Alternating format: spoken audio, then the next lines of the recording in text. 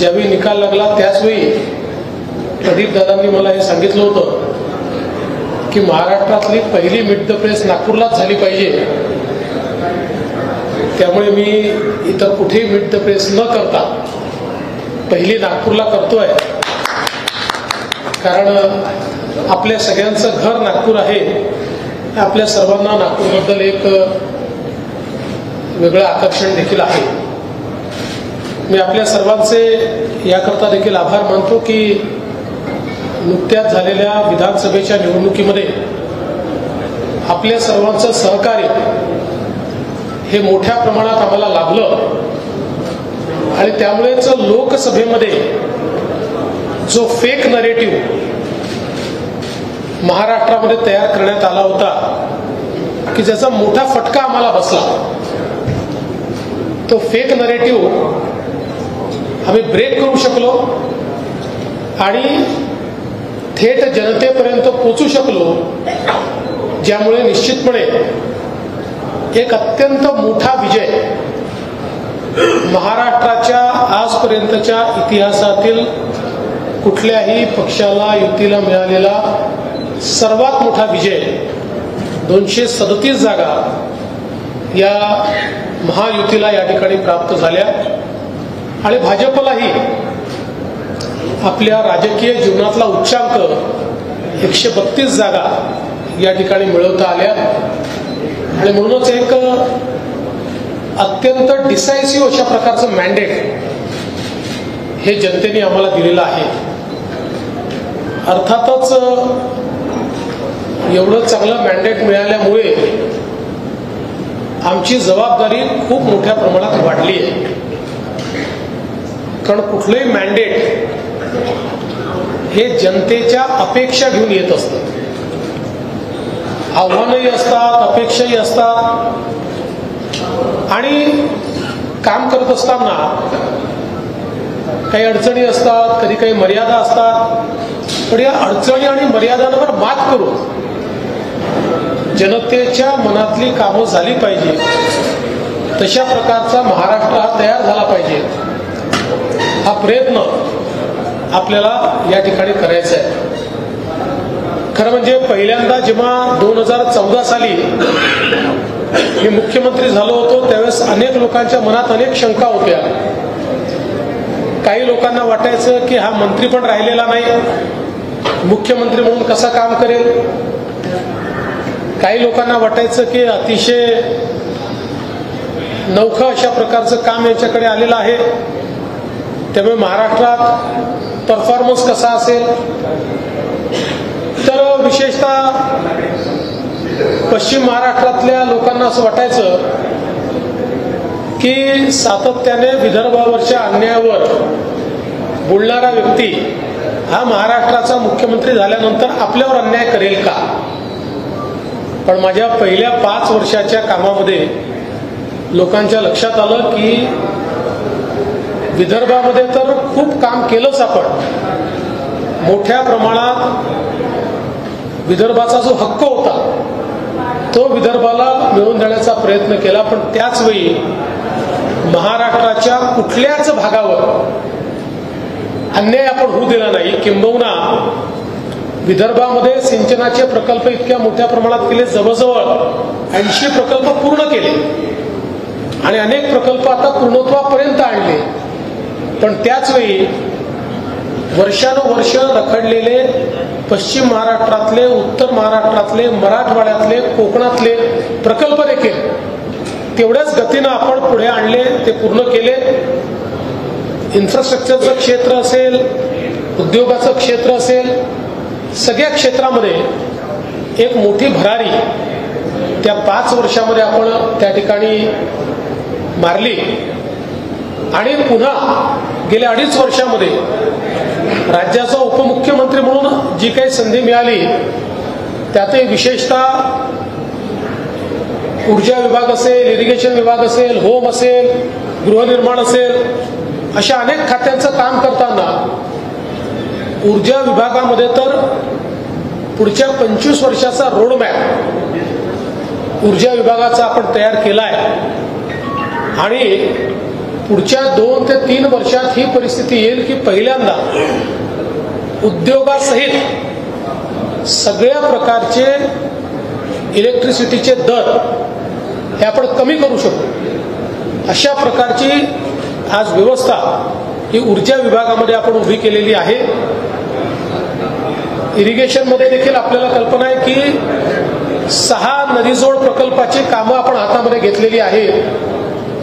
ही 6 नदीजोड प्रकल्पाची कामं महाराष्ट्राचं ट्रान्सफॉर्मेशन करणारी आहे. म्हणजे एकट्या विदर्भातलं नदीजोड प्रकल्पात 10 लाख एकराला आणि विदर्भातल्या 7 जिल्ह्यांना पूर्णपणे ट्रान्सफॉर्म करू शकेल अशी ज्याला जनरेशनल म्हणतात अशा प्रकारचे जे प्रोजेक्ट्स असतात हे जनरेशनल प्रोजेक्ट्स आहेत. असे प्रोजेक्ट्स हे सगळे आपण हातामध्ये घेतलेले आहेत. दादांनी गडचिरोलीचा उल्लेख केला. मी जो वारंवार बोलायचो आणि आता ते होताना दिसत आहे की the next steel city of India is Gadchiroli. ते आज होताना आपल्याला पाहायला मिळत आहे. नक्षलवाद ऑल टाइम लो आहे. परवा देखील 2 मोठ्या केडरनी त्या ठिकाणी आत्मसमर्पण केलं आहे. आणि आता डीपमध्ये ज्या भागात आपण कधी जात नव्हतो अशा भागामध्ये आपण जायला लागलो आहे. पुढच्या काळामध्ये एक प्रकारे निकराची लढाई ही संभावित आहे. ती होताना दिसते. पण त्यातून निश्चितपणे मोठ्या प्रमाणात गडचिरोलीसारखं क्षेत्र हे बदलण्याचं काम आपण करणार आहोत.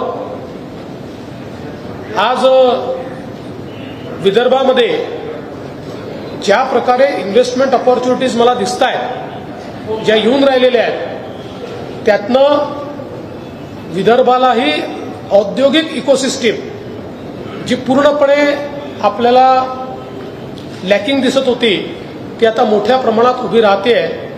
आणि म्हणून मला असं वाटतं की हे सगळे चॅलेंजेस आहेत. हे करत असताना आम्ही ज्या काही योजना सुरू केलेल्या आहेत त्या योजना देखील आम्हाला चालवायच्या आहेत. हे खरं आहे की या योजनांचा भार हा आमच्या अर्थसंकल्पावर पडेल. पण त्याचंही नियोजन आम्ही योग्य प्रकारे करतो. आणि कोणाच्याच मनात शंका राहू नये म्हणून लाडकी बहीणचा देखील डिसेंबर महिन्याचा हप्ता हा जमा करणं आम्ही सुरू केलेला आहे. आणि तोही सगळ्या खात्यांमध्ये लवकरच त्या ठिकाणी जमा होईल. एकूणच केंद्र सरकारच्या मदतीनं महाराष्ट्राला गतीने पुढे नेण्याचा आमचा प्रयत्न आहे. या निमित्ताने मी केंद्र सरकारचे आभार एका गोष्टीकरता मानतो की परवाच माननीय शिवराज सिंग चौहान साहेब आले होते आणि शिवराज सिंग चौहान साहेबांनी एकाच वर्षात आपल्याला 20 लाख घरं प्रधानमंत्री आवास योजनेच्या अंतर्गत दिली आहेत. हा देशातला रेकॉर्ड आहे. म्हणजे अनेक राज्यांना 10 वर्षात देखील 20 लाख घरं मिळालेली नाही. महाराष्ट्रामध्ये पहिल्यांदा आपण 2022चं जे टार्गेट ठेवलं होतं ते SCCच्या यादीप्रमाणे ठेवलं होतं. ते टार्गेट आपण पूर्ण केलं. पण ते टार्गेट होत असतानाच आपल्या लक्षात आलं की SCCची यादी अपूर्ण आहे. म्हणून आपण केंद्र सरकारकडे विनंती केली की यादी चुकीची बनलेली आहे. 2011ची यादी आहे आणि म्हणून आम्हाला पुन्हा घरांचं रजिस्ट्रेशन करण्याकरता संधी द्या. आणि मग 2018-19ला केंद्र सरकारने आवास प्लस नावाचं पोर्टल सुरू केलं ज्यामध्ये आपण रजिस्ट्रेशन सुरू केलं. आणि त्यामध्ये 26 लाख लोकांचं रजिस्ट्रेशन आपण केलेलं आहे. या 26 लाखापैकी जवळपास 20 लाख लोकांना घर देण्याचा निर्णय ऑलरेडी केंद्र सरकारने दिलेला आहे. आणि हे करत असताना आम्ही केंद्राच्याही लक्षात आणून दिलं की काही अटी अशा होत्या की ज्याच्यामुळे गावातला गरीब हा काही प्रमाणात 10% हा त्या अटी शर्तींमुळे कुठेतरी अडकलेला आहे. त्या सगळ्या अटी शर्ती केंद्र सरकारने आता रद्दबातल केलेल्या आहेत. आणि म्हणून आता अजून एकदा रजिस्ट्रेशन करून एक फायनल रजिस्ट्रेशन आम्ही करू आणि पुढच्या 5 वर्षामध्ये या सगळ्या लोकांना त्यांचं हक्काचं घर आम्ही देऊ. आणि हे करत असताना आमचा प्रयत्न आहे की प्रधानमंत्री आवास योजना असो, मोदी आवास योजना असो, जन्मन आवास योजना असो, शबरी आवास योजना असो, रमाई आवास योजना असो, आता या सगळ्या योजनांमध्ये जी घरं होतील या सगळ्या घरांना सोलर द्यायचं, जेणेकरून त्या घरामध्ये राहायला जाणारे जे आहेत त्यांना विजेचं बिलच येऊ नये, त्यांना मोफत वीज मिळावी, अशा प्रकारचा आमचा प्रयत्न हा या पुढच्या काळामध्ये असणार आहे.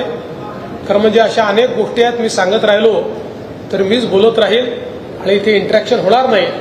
पण मी एवढंच सांगतो की पुन्हा एकदा महाराष्ट्राच्या जनतेने, आमच्या सर्व आमदारांनी आणि आमच्या वरिष्ठ नेत्यांनी ही जी काही संधी मला दिलेली आहे त्या संधीचं सोनं करण्याचा प्रयत्न मी करेन.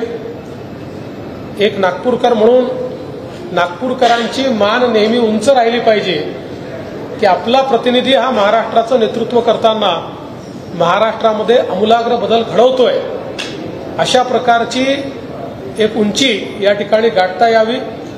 आणि हे सगळं करत असताना पारदर्शी प्रामाणिकतेनं सरकार चाललं पाहिजे, हा जो पहिलेपासून माझा आग्रह असतो त्या आग्रहावर टिकून महाराष्ट्राला पुढे नेण्याचा प्रयत्न मी करणार आहे. येणारी आव्हानं खूप आहेत.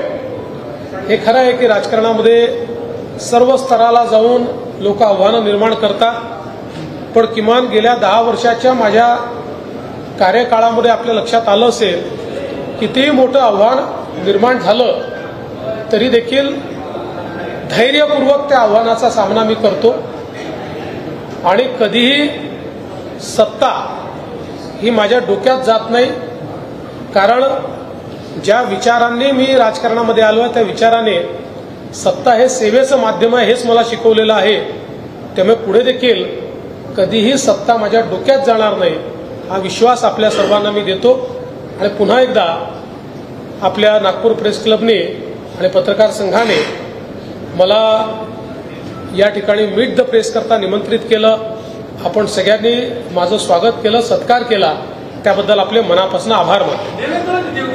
एक प्रश्न असा आहे, 2 प्रश्न विचारून टाकून माझ्यापर्यंत माहिती येईल की नाही सांगताय, खूप लोक सहज. एक प्रश्न असा आहे की हे जे सायबरचा जो धोका आहे ना तो खूपच वाढतो. म्हणजे आता जर मी फोन केला तर केंद्राची रिंगटोन असते पहिले, ते अवेअरनेस. आणि 2 केंद्रीय गृहमंत्र्यांचा व्हिडिओ फार वाईट पद्धतीने क्रॉप केला. आणि मी विधानसभेत होतो, तुम्ही जे नक्षलवादाला उत्तर दिलं तोही फार वाईट पद्धतीने क्रॉप केला.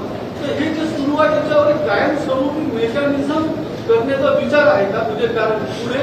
दुसरा एक प्रश्न असा आहे की दिवाळी दिवसाची समारोपाची प्रेस कॉन्फरन्स आहे, त्याच्यात एकनाथराव शिंदे असं म्हणाले की आम्ही कॅप्टन बदलला, आमची टीम दिली. तर आता 3 फॉर्मॅट आहे क्रिकेटचे, कसोटी, वनडे आणि T20. आणि तिन्हीचे कर्णधार वेगवेगळे असतात. तर सुदैवाने तुम्ही 3 आहात, तर तुमच्या तिघांची विभागणी तुम्ही कशी म्हणजे कसोटी, वनडे आणि T20 कोण कोण करतात? पहिलं तर सायबर गुन्हे ही आज आपल्या समोरचं सगळ्यात मोठं आव्हान आहे. याचं कारण तंत्रज्ञान इतक्या वेगानं बदलते आहे आणि सोप्या पद्धतीनं ते लोकांपर्यंत पोहोचतं, लोक ते वापरतात. पण त्याचवेळी जे नालायक लोक आहेत, जे दुष्ट लोक आहेत, हे त्याच तंत्रज्ञानाचा उपयोग करून लोकांना मोठ्या प्रमाणात लुबाडणे, धोका देणे, डिस्कंटेंट तयार करणे, जाती जातीमध्ये विद्वेष तयार करणे, अशा प्रकारचा प्रयत्न मोठ्या प्रमाणात करतात. आणि म्हणून या संदर्भात सायबर अवेअरनेस कॅम्पेन केंद्र आणि राज्य सरकार मोठ्या प्रमाणात करत आहे. आणि त्याचसोबत सायबर सिक्युरिटीचं सगळ्यात मोठा प्लॅटफॉर्म देशातला हा महाराष्ट्रामध्ये आम्ही सुरू केलेला आहे, ज्याच्यावर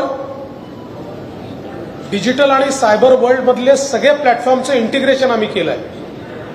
आणि जगातले बेस्ट टूल्स हे आमच्याकडे आहेत की ज्या टूल्सचा वापर करून आम्ही आर्टिफिशियल इंटेलिजन्स च्या माध्यमातून केलेला एखादा गुन्हा असेल किंवा वेगवेगळ्या प्रकारचे सायबर गुन्हे असतील, हे वेगाने उघडकीस आणू शकतो, याची सुरुवात आम्ही केली आहे.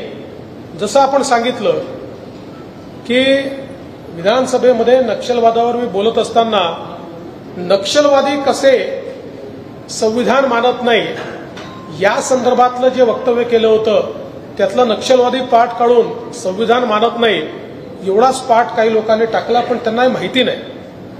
मी आज या निमित्ताने सगळ्यांना अवेअर करून देतो की आता अशा प्रकारे ज्यावेळेस आपण चुकीच्या पद्धतीनं एखादी गोष्ट एक्सवर टाकतो किंवा इंस्टाग्रामवर टाकतो किंवा फेसबुकवर टाकतो किंवा व्हॉट्सअपवर टाकतो, याचं 100% डिजिटल फुटप्रिंट आम्हाला शोधता येतं. 100%. म्हणजे जर एकाने टाकलं आणि 100 लोकांनी फॉरवर्ड केलं तर ते 100 लोक कोण हे देखील आता लगेच शोधून काढता येतं. कारण सगळ्या प्रकारचे जे फॉरवर्ड्स आहेत त्याची माहिती आपल्याला व्हॉट्सअपला मागता येते, त्यांच्याकडनं त्याची माहिती मिळते. आणि म्हणून माझी तर सर्वांना हात जोडून विनंती आहे, कारण या गुन्ह्यामध्ये नुसता गुन्हा करणाराच गुन्हेगार नाही आहे, तर अशा प्रकारच्या खोट्या गोष्टी फॉरवर्ड करणारे, आपल्याकडे अनेकांना समजते आलं की कर फॉरवर्ड, असं नाही आहे. तेही विचारपूर्वक केलं पाहिजे, कारण ते फॉरवर्ड केल्याबरोबर सहगुन्हेगार आपण होतो. अशा प्रकारच्या खोट्या गोष्टी या लोकांनी फॉरवर्ड करू नये, अशा प्रकारची विनंती या निमित्ताने मी करतो. आणि पुढचे काही काळ जोपर्यंत हा अवेअरनेस तयार होत नाही तोपर्यंत ते आव्हान असणारच आहे, आणि ते आव्हान नीट पेलण्याचा प्रयत्न आम्ही करतो. तुम्ही दुसरं काय विचारलं? नाही, आम्ही तिघही सोबतच काम करतोय. 2.5 वर्षाचा कार्यकाळ होता म्हणून वन डे मध्ये उतरलो आम्ही, पण आमच्या लक्षात आलं की वन डेत उतरून चालणार नाही, म्हणून 2020ची मॅच खेळलो आणि तो विश्वचषक आम्ही जिंकलो. आता वन डे किंवा 2020 खेळण्याची आवश्यकता नाही आहे. हा टेस्ट मॅचचा फॉर्मॅट आहे, पण ही टेस्ट मॅच ड्रॉ होणारी टेस्ट मॅच नाही आहे, ही जिंकणारी टेस्ट मॅच असणार आहे.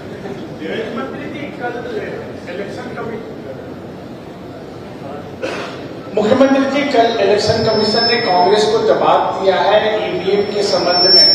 उनका कहना है कि ईवीएम के साथ छेड़खानी नहीं हो सकती और 1 घंटे में 76 लाख मतदान हो सकते हैं, क्योंकि एवरेज 1 लाख मतदान केंद्र थे, तो 76 मतदान एक केंद्र में हो सकते हैं. दूसरा भी कांग्रेस ने आरोप लगाना शुरू किया. बंदी कर दीजिए उसको. बहुत सुनाई दे रहा है, बोलो. कांग्रेस का दूसरा आरोप है कि जब तक अमित शाह की माफी नहीं मांग लेते तब तक उनका आंदोलन जारी रहेगा. कल 27 तारीख को जय बापू, जय भीम, जय संविधान की रैली भी निकाल रहे हैं. दोनों को किस तरीके से आप देख रहे हैं? देखिए, पहली बात तो सोए हुए को जगाया जा सकता है, सोने का नाटक करने वाले को जगाया नहीं जा सकता. कांग्रेस पार्टी भली भांति जानती है कि ईवीएम ये टैंपर प्रूफ है. आज तक जितने चैलेंज ईवीएम को टैंपर करके दिखाइए, इस प्रकार से इलेक्शन कमीशन ने दिए, न कांग्रेस पार्टी कुछ कर पाई न कोई व्यक्ति कुछ कर पाया. तो कांग्रेस की ये नीति रही है, चुनाव हारते हैं तो ईवीएम की बात करते हैं, जीतते हैं तो लोकतंत्र जीता ऐसा कहते हैं. लेकिन अब कांग्रेस को जवाब देने के लिए न मेरी जरूरत है न इलेक्शन कमीशन की जरूरत है. कांग्रेस को जवाब उमर अब्दुल्ला जी ने भी दिया है और कांग्रेस को जवाब ममता बनर्जी जी ने भी दिया है. उन्होंने स्पष्ट रूप से कहा है कि कांग्रेस ये ईवीएम को गाली देना बंद करे. दूसरा, मेरा मानना है कांग्रेस पार्टी ने देश से माफी मांगनी चाहिए 2 चीजों के लिए. एक, जिस प्रकार से लगातार उन्होंने भारत रत्न डॉक्टर बाबा साहब आंबेडकर का अपमान किया, उनको चुनकर नहीं आने दिया, हर बार उनको अपमानित किया. उनके महापरिनिर्वाण के बाद महापरिनिर्वाण की जगह पर स्मारक बनाने के लिए सुई के नोक जितनी जगह भी कांग्रेस पार्टी ने नहीं दी। कई लोगों को भारत रत्न दिया, लेकिन जो भारत के रत्न डॉक्टर बाबा साहेब अम्बेडकर थे, इनको भारत रत्न कांग्रेस पार्टी ने नहीं दिया। डॉक्टर बाबा साहेब अम्बेडकर की जहां जहां स्मृतियां थी, ऐसी कोई जगह उन्होंने स्मृति स्थल के रूप में विकसित नहीं की। ये सारी बीजेपी ने की। तो कांग्रेस पार्टी को हमेशा ये डर होता है कि नेहरू गांधी परिवार से बड़ा कोई न बने, और इसीलिए उन्होंने हमेशा भारत रत्न डॉक्टर बाबा साहेब अम्बेडकर जी को नीचा दिखाया। इसके साथ साथ इस बात के लिए भी उन्होंने माफी मांगनी चाहिए कि इतनी बड़ी नेशनल पार्टी है, वो पार्टी किसी व्यक्ति के भाषण का वीडियो काट कर एडिट करके उसको चलवाती है, संसद का भी समय गंवाती है, और साथ साथ देश में भी लोगों को बरगलाने का काम करती है। जो उन्होंने अमित शाह जी के साथ किया, ये राजनीति का ओछापन है। क्योंकि भारतीय जनता पार्टी, अमित भाई शाह, नरेंद्र मोदी जी, ये भारत रत्न डॉक्टर बाबा साहेब अम्बेडकर जी का अवमान सपने में भी नहीं कर सकते। इसलिए कांग्रेस पार्टी जमीन खिसक चुकी है, उस जमीन को पाने के लिए ये सारा प्रयास कर रही है। मराठा आरक्षणाचा मुद्दा वारंवार चर्चेत येतो। मनोज जरांगे पाटील गेले अनेक दिवस शांत होते, आज पुन्हा ते बोलले आहेत की आता पुढे मजा येईल।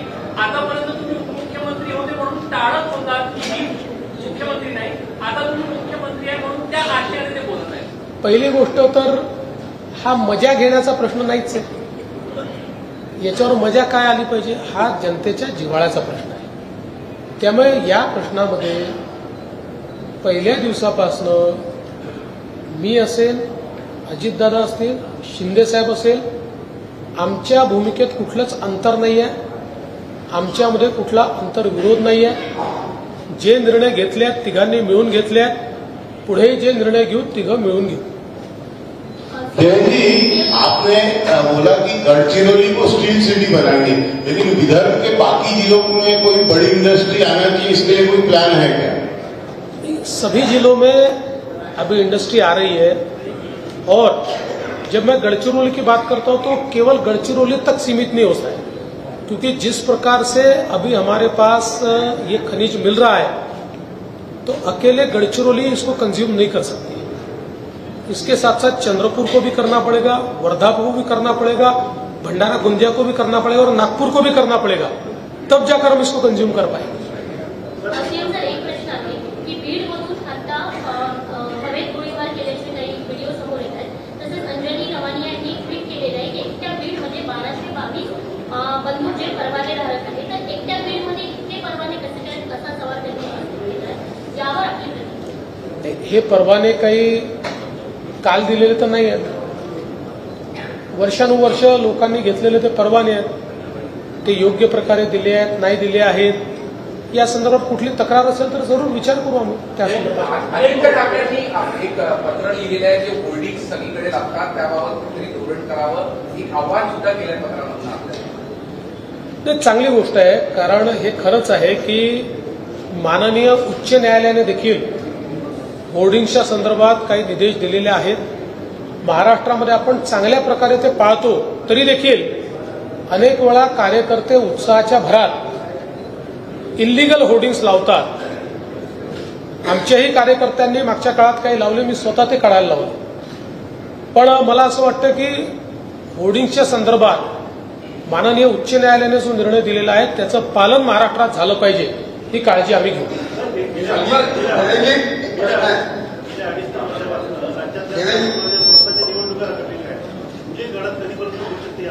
मला असं वाटतं की जानेवारीमध्ये त्या संदर्भात सुप्रीम कोर्टाने अंतिम सुनावणी ठेवलेली आहे।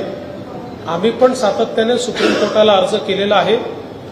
मला अशी अपेक्षा आहे की जानेवारी महिन्यातच सुप्रीम कोर्ट सुनावणी अंतिम करून या संदर्भातला निकाल देईल, आणि त्यानंतर जो काही स्टॅट्युटरी वेळ असेल त्यानंतर ती झाली पाहिजे। आता त्या तारखा ठरवायचा अधिकार आमचा नाही, तो इलेक्शन कमिशनचा आहे, पण आम्ही देखील सरकार म्हणून या केसमध्ये मॅक्सिमम इंटरव्हेन्शन करून ती लवकरात लवकर निकाली निघावी हा प्रयत्न आमचा आहे. पालकमंत्री म्हणून सुरेश धस यांनी मंत्री बस स्वीकारावं अशी मागणी केलेली आहे. त्याबद्दल तुम्ही काही निर्णय घेतला आहे का? नंबर 1 आणि नंबर 2 तुम्ही जेव्हा आमदार असताना शास्ती लागलेली होती, त्याच्यानंतर तुम्ही मुख्यमंत्री झाले 2014 मध्ये, तर ती शास्ती अद्यापही चालू आहे आणि त्याचा 52 ते 54% व्याजदर आहे. कशाची शास्ती? शास्ती महानगरपालिकेचे थकबाकीदार राहतात तर त्यांच्या संदर्भात जी शास्ती लावलेली आहे त्याचा 22% जवळजवळ 52 ते 54% आहे. तर त्याच्यावर तुम्ही निर्णय घेणार, कारण आम्ही ते आश्वासन दिलं होतं, जज पत्रकार म्हणून आले होते त्याच्या संदर्भात जो शास्तीचा विषय मी पुन्हा पडताळून पाहिजे, आता माझ्याकडे त्याची अपडेटेड माहिती नाही आहे. पालकमंत्र्याच्या संदर्भात आमचे अध्यक्ष चंद्रशेखर बावनकुळे हे इतर दोन्ही पक्षांसोबत बसून कुठे कोण पालकमंत्री असेल याचा निर्णय करतील. ते जो निर्णय करतील तो मला मान्य असेल. त्यांनी मला बीडला जायला सांगितलं, बीडला देखील जाईल, किंवा त्यांनी जिथे जायला सांगितलं तिथे जाईल. साधारणपणे मुख्यमंत्री कुठलं पालकत्व ठेवत नसतात, पण माझी स्वतःची इच्छा आहे की गडचिरोली मात्र मी स्वतःकडे ठेवू इच्छितो. अर्थात या 3 नेत्यांनी मला मान्यता दिली तरच ठेवी. भाऊ, तुमच्या कार्यकाळात 100 दिवसाचा प्लॅन तुम्ही रेडी केलेला आहे. तो प्लॅन नेमका काय आहे आणि कसं राहणार आहे? प्रत्येक खात्याने 100 दिवसाचं आपलं टार्गेट घेतलेलं आहे. 100 दिवसात काय करायचं हा 100 दिवसाचा प्लॅन आहे. 100 दिवस पूर्ण झाल्यानंतर त्याचा रिपोर्ट आम्ही त्या ठिकाणी सादर करू आणि प्रत्येक खात्याने काय टार्गेट घेतलं होतं आणि काय पूर्ण केलं हे आपल्यापर्यंत पोहोचू.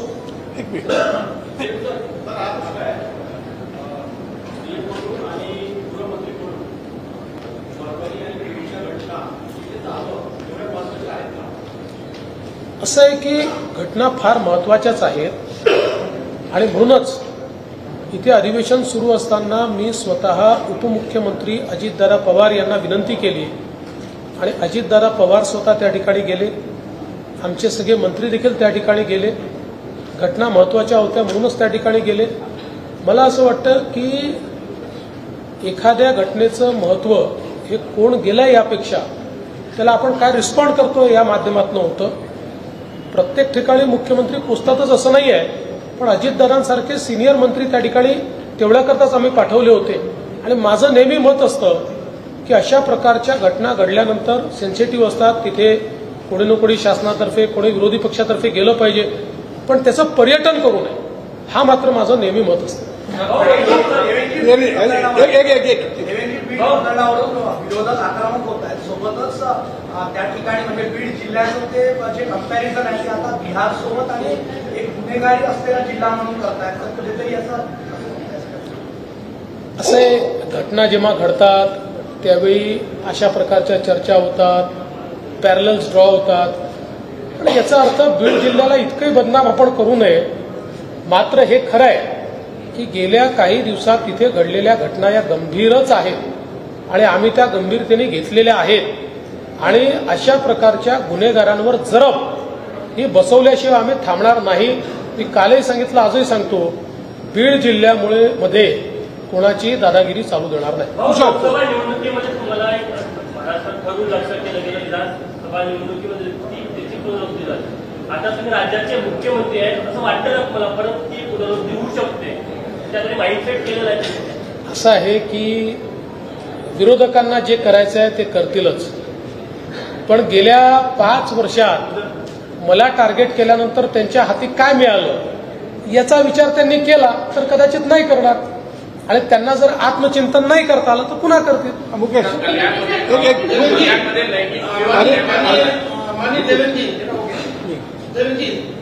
मैं माननीय जनसंपर्क मंत्री से सवाल पूछना चाहता हूँ कि हमारी जो प्रिंट की मीडिया की पॉलिसी है वो लगभग 4 दशक पुरानी है. दूसरा ये कि डिजिटल में भी हम लोगों को बहुत नई पॉलिसी की जरूरत है, क्योंकि इसमें एडवांसमेंट नहीं हुआ.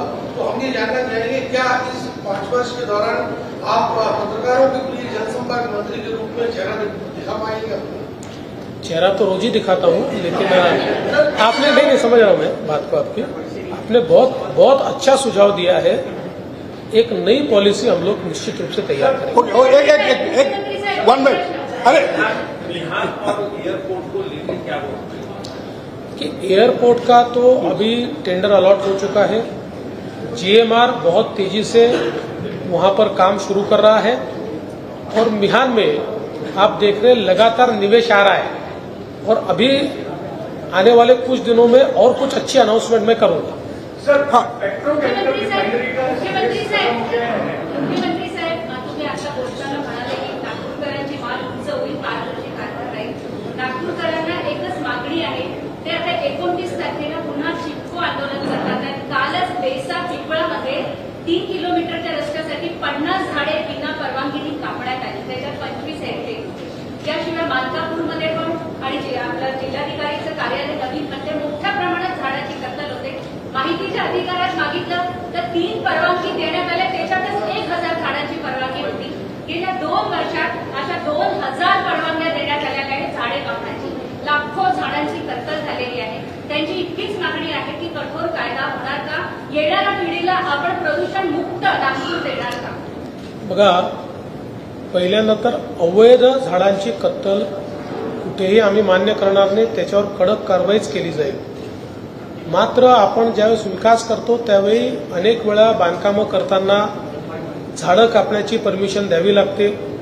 आता एखादा रस्ता वाईड करायचा असेल तर बाजूची झाडं कापावी लागतात। समजा रस्ता वाईड केला नाही तर त्याच्यावर ट्रॅफिक जो स्लो होतो तो ट्रॅफिक देखील प्रदूषणच तयार करतो। मात्र आपला नियम असा आहे, एका झाडाच्या मागे किती झाडं लावायचे याचा नियम आपण केला आणि त्याचं आता आपण ट्रॅकिंग करतो, तेवढी झाडं लागली की नाही, ती मोठी झाली की नाही। त्यामुळे कुठेही झाड कापून टाकलं आणि सोडून दिलं असं नाहीये। तर प्रदूषणाचं मिटिगेशन करण्याकरता आपल्याकडे नियम तयार केले आहेत, त्याचं काटेकोर पालन आपण करत असतो। कुठे बसला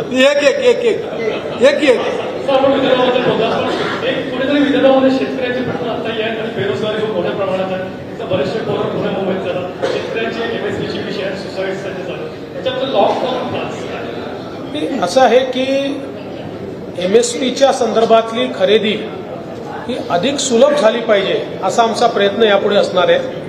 मी कालच बैठक घेतली आणि त्या बैठकीत सांगितलं की दरवर्षी सोयाबीनची खरेदी करायचीच आहे, कापसाची खरेदी करायचीच आहे। ज्या ज्या गोष्टींची खरेदी करायची आहे त्याच्या सुलभतेनं ती खरेदी कशी होईल याची एक परमनंट व्यवस्था उभी केली पाहिजे। तर त्या दृष्टीने ज्या राज्यांनी चांगली व्यवस्था केली आहे ती व्यवस्था पाहून आपल्याकडे त्या व्यवस्था कशा करता येतील आमचा प्रयत्न असणार।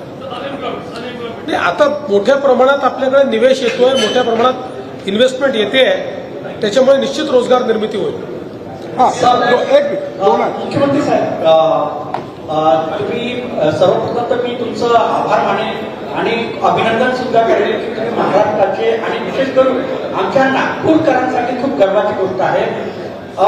एक सर, डिजिटल माध्यमांसाठी महाराष्ट्रातील संपूर्ण डिजिटल माध्यमांसाठी एक निकष तयार करावा अशी मागणी आहे सर, तर ते पूर्ण करा का? निश्चितपणे चांगली मागणी आहे। मी मगाशी सांगितलं की आता माध्यमं खूप मोठ्या प्रमाणात बदललेली आहेत। सगळ्या माध्यमांची इन्क्लुझिव्ह पॉलिसी ही आम्ही निश्चितपणे तयार करू। सर एक प्रश्न असा होता की आपण लोकसभेच्या निकालापासून आतापर्यंतचा जो प्रवास राहिला तुमचा आणि त्यानंतर 3 पार्टींचं युती, तर मला काय वाटतं की तुमच्या पुढचं या पुढच्या 5 वर्षात सर्वात मोठं आव्हान होतं? मला असं वाटतं की जसं मी पहिल्यांदा सांगितलं, अपेक्षा जेव्हा चांगलं मॅन्डेट मिळतं त्यास अपेक्षाही मोठ्या असतात। त्या अपेक्षा अनुरूप कारभार करणं हे एक मला असं वाटतं मोठं आव्हान आहे आणि त्या दृष्टीनेच आम्ही पुढचं जे प्लॅनिंग सगळं केलेलं आहे हे बॅलन्स्ड ग्रोथ आणि बॅलन्स्ड डेव्हलपमेंट, म्हणजे केवळ पायाभूत सुविधांचं क्षेत्र नाही तर सामाजिक क्षेत्र देखील, या दोन्ही क्षेत्रांमधला बॅलन्स साधून बॅलन्स डेव्हलपमेंट आणि बॅलन्स ग्रोथ कशी करता येईल असा आमचा प्रयत्न आहे। कांग्रेस का क्या स्टेटस है? आपण मुख्यमंत्री झाले की जातीय आंदोलन का पुढे व्हायचं त्याच्यावर काय? मला त्याच्यावर फार काही बोलायचं नाही। मला असं वाटतं की तुम्ही हा प्रश्न विचारताय यातनंच महाराष्ट्रातल्या जनतेला अनेक गोष्टी लक्षात येतात। पेट्रोकेमिकल कॉम्प्लेक्सच्या संदर्भात आपण पाठपुरावा करतोय. सर, कल्याणपूर्वमध्ये अत्याचाराची घटना घडलेली आहे. कल्याणपूर्वमध्ये बदलापूरच्या घटनेनंतर आता असं वाटतं की पुन्हा त्यांना फाशी द्यावी, गोळ्या मारल्याला, अशा पद्धतीची मागणी होती. काही धोरणात्मक बदल यात असं आहे की आपण जर बघितलं असेल तर दुर्दैवाने समाजामध्ये अशा प्रकारच्या घटना या घडताना आपल्याला पाहायला मिळतात. याच्यावर उपाय जो आहे तो एकीकडे वेगानं न्यायव्यवस्थेनं न्याय देणं आणि दुसरीकडे समाजामध्ये अवेअरनेस तयार करणं. कारण आपण बघितलं असेल तर अत्याचाराच्या घटनापैकी 95% घटना नातेवाईक किंवा ओळखीच्या लोकांकडनं होतात. त्यामुळे हा जसा एक प्रकारे कायदा सुव्यवस्थेचा प्रश्न आहेच, मी नाकारतच नाही, पण त्यासोबत हा सामाजिक प्रश्न देखील आहे. समाजामध्ये देखील आपल्याला महिलांच्या प्रती, मुलींच्या प्रती अधिक जागरूकता तयार करावी लागेल. तो प्रयत्न देखील आम्ही करणार.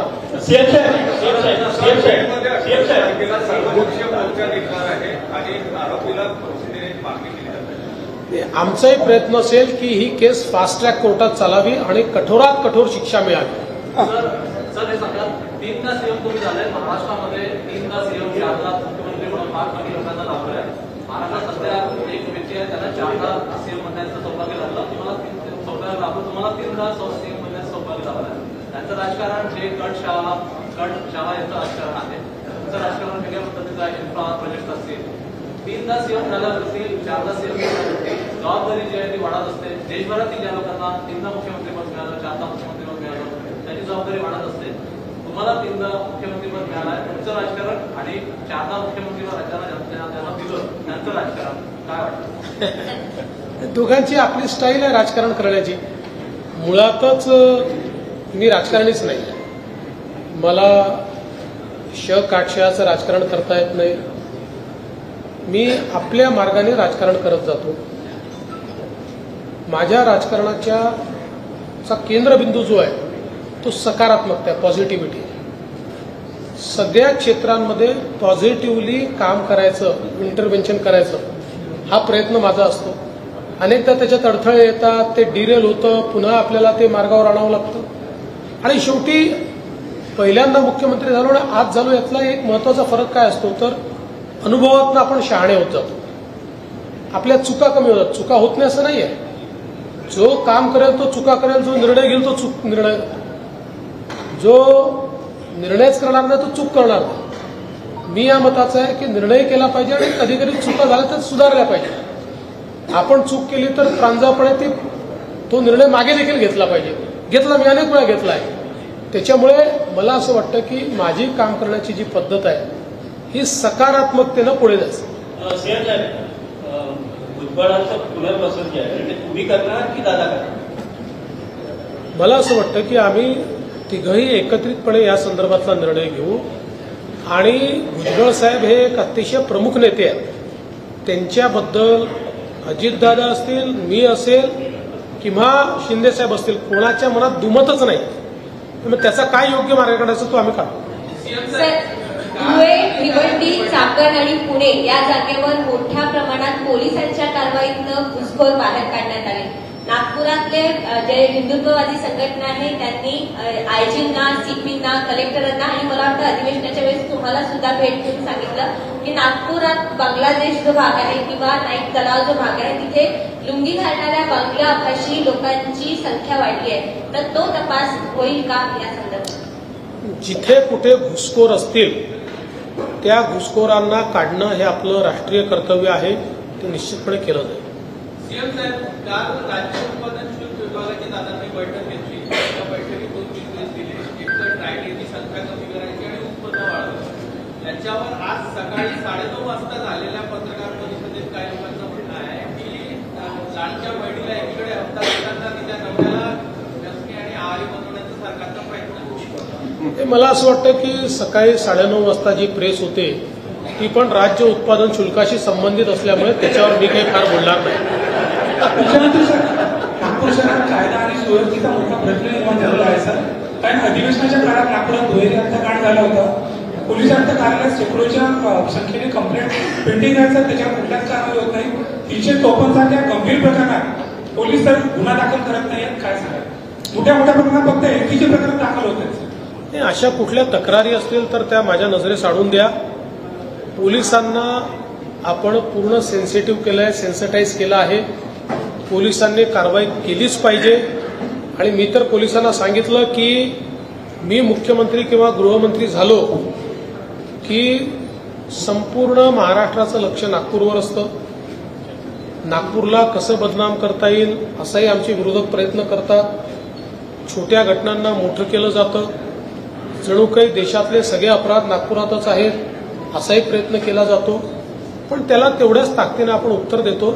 मात्र आकडेवारीतनं उत्तर द्यायच्याऐवजी आपल्या कृतीतनं ते उत्तर गेलं पाहिजे हे मी पोलिसांना सांगितलेलं आहे. आणि जे लोक नागपुरात राहतात त्यांना नागपूरचं सेफ्टी परसेप्शन काय हे आपण स्वतः अनुभवतो. इतर कुठल्याही शहरापेक्षा नागपूरचं सेफ्टी परसेप्शन काय आहे हे आपण स्वतः अनुभवतो. त्यामुळे मी पुन्हा एकदा आमच्या विरोधकांना विनंती करणार आहे, विनाकारण नागपूरला बदनाम करण्याचा प्रयत्न करू नका. मुख्यमंत्री जी अयोध्या में राष्ट्र संसद बनाने की पहल की है, वो कब तक कंप्लीट हो जाएगा? और कुंभ मेले की भी आपको निमंत्रण मिला है, क्या डीसीएम और अन्य मंत्रिमंडल के साथ कुंभ में जाने वाले हैं? देखिए, जगह हमने अभी प्राप्त की है और जल्दी ही वहां पर काम भी शुरू करके जितने जल्द हो पाए हम लोग अयोध्या में महाराष्ट्र का सदन, हमारे जो राम भक्त यहाँ से जाते हैं उनकी सुविधा के लिए वहां पर हम तैयार कर रहे हैं. तो अगले 2 साल में उसको तैयार कर लेना चाहिए, ऐसा हमारा प्रयास होगा. 2 से 3 साल में वो हो जाएगा. ये लास्ट वन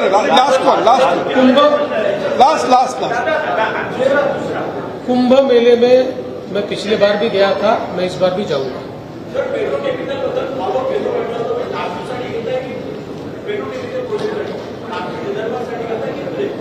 नाही, विदर्भाकरताच आपण त्याचा हे तयार केला ना, नागपूर करताच आपण त्याचा रिपोर्ट आहे, डीपीआर आहे तो तयार केला. 2 साल से आएगा लेकिन आ नहीं पा रहा. अभी लाएंगे उसको. सर, बुद्धिबळीच्या जे फ्लायओव्हर आहे त्यामध्ये गेलेले आहे, आपण शहरात अनेक उड्डाण आहेत, आपण करणार आहे. मला असं वाटतं की बुटीबोरीचा जो काही प्रश्न आहे, एका स्पॅनमध्ये त्या ठिकाणी काही गोष्टी लक्षात आल्या म्हणून त्याचं ट्रॅफिक बंद करून त्याचं स्ट्रेंथनिंग आपण करतोय. पण मी निश्चितपणे माननीय गडकरी साहेबांनाही विनंती करेन की NHAIचे जे फ्लायओव्हर्स आहेत नागपुरातले त्याचं सेफ्टी ऑडिट त्यांनी करून घ्यावं आणि PWDलाही सांगून जे महाराष्ट्र सरकारचे फ्लायओव्हर्स आहेत त्याचं एकदा सेफ्टी ऑडिट आम्ही करून घेऊ.